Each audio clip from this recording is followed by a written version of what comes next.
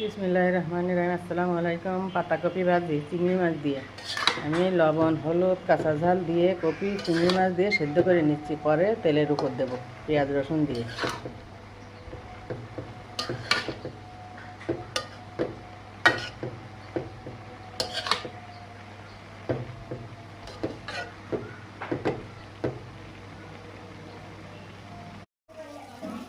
পাতাকপি তেলের উপর দেবো, তাই গোটা জিরে পেঁয়াজ রসুন ভেজে নিচ্ছি।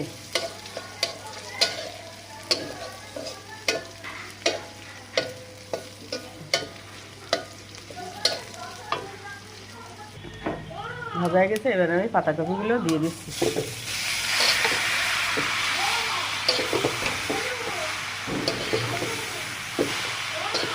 মিশিয়ে নেব।